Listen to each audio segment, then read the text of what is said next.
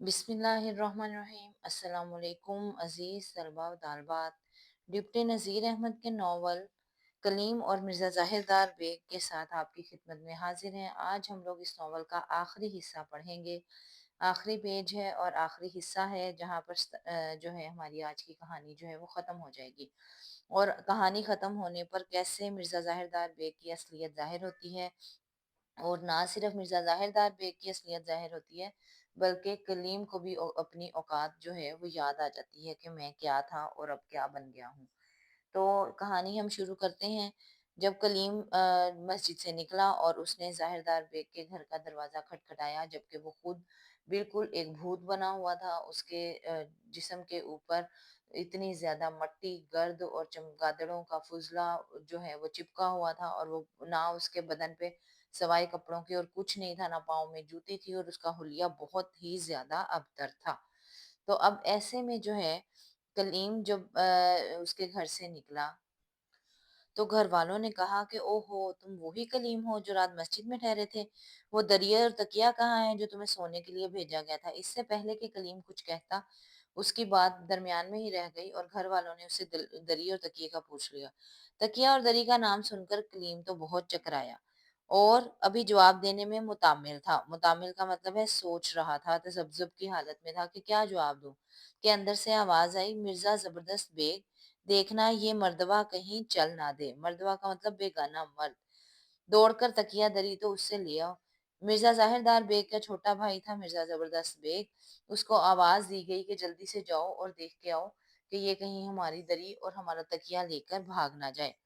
कलीम ये सुनकर भागा, क्योंकि उसके पास तो कोई चीज भी नहीं थी। अभी गली की नुक्कड़ तक नहीं पहुंचा था कि जबरदस्त ने चोर चोर करके जा लिया, और जबरदस्त ने चोर चोर कहकर उसको पकड़ लिया। हरचंद कलीम ने मिर्जा जाहिरदार बेग के साथ अपने हकूक के मार्फत पेश किए। मार्फत का मतलब होता है जानना। अपने जानने के तमाम हकूक बताए कि मैं फलां बंदा हूँ और फलां का बेटा हूँ, और जाहिरदार बेग के साथ मेरे बहुत अच्छे ताल्लुक हैं। मगर जबरदस्त का ठेंगा सर पर। मुहावरा है, इसका मतलब है जबरदस्त से जोर नहीं चलता, उसका कहना मानना ही पड़ता है। उसने एक ना मानी और पकड़कर कोतवाली ले गया। कोतवाली कहते हैं बड़े पुलिस स्टेशन को। कोतवाल ने सरसरी तौर पर दोनों का बयान सुना। पुलिस वाले ने दोनों का बयान सुना और कलीम से उसका हसब नसब पूछा, माँ बाप का खानदानी शजरा नसब पूछा। हरचंद कलीम अपना पता बताने में झेप रहा था, आंखें चुरा रहा था, क्योंकि जो उसकी हालत थी उससे लग नहीं रहा था कि ये नसूह का बेटा है। वो चाहता था कि किसी तरह मामला रफा दफा हो जाए और मुझे अपनी पहचान ना बतानी पड़े, मगर चारों ना चार इसको बताना पड़ा, मगर मजबूरन उसको बताना पड़ा।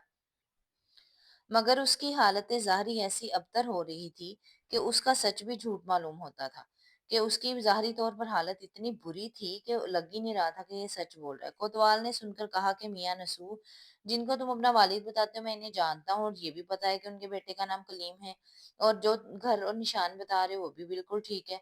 मगर कलीम तो एक मशहूर मरूफ जो है वो शायर है। आज उसकी शायरी की धूम मची हुई है। तुम्हारी बहसीयत के नंगे सर, नंगे पाँव, बदन पर कीचड़ थपी हुई, मुझको बावर नहीं होता। बावर का मतलब है यकीन, भरोसा। मुझे यकीन नहीं आता कि तुम कलीम हो सकते हो, जो कि आजकल का मशहूर शायर है। इनको हवालात में रखो, सुबह हो तो मैं इनके वालिद को बुलवाऊं और इनके बयान की तस्दीक हो जाए। आखिरकार पुलिस वाले ने कहा ठीक है, इसको जो है वो हवालात में बंद कर दो, सुबह वालिद साहब आएंगे तो फिर देखेंगे।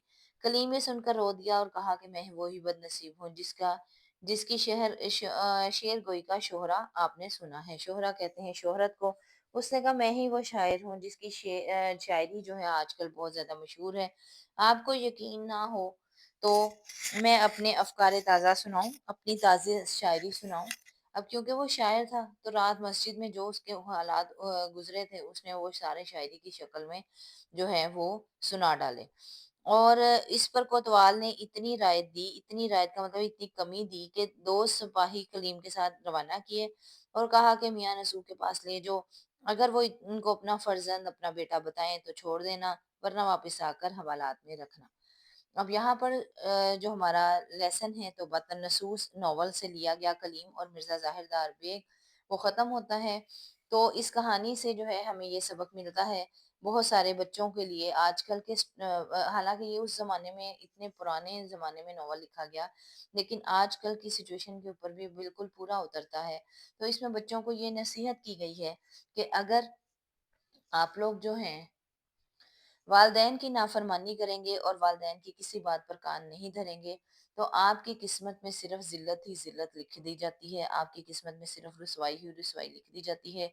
अब कहाँ कलीम इतने बड़े घर में रहने वाला, अलहदा उसका कमरा और हर तरह का ऐशो-इशरत उसको मौजूद था, लेकिन अब उसको औकात दिखाई गई कि तुम्हारी औकात ये है, इतनी मस्जिद में, गंदी मस्जिद में और इतने गंदे हालात में उसको रहना पड़ा, जिससे उसको अच्छी खासी नसीहत हासिल हुई और उसने अच्छी खासी इबरत जो है वो पकड़ी।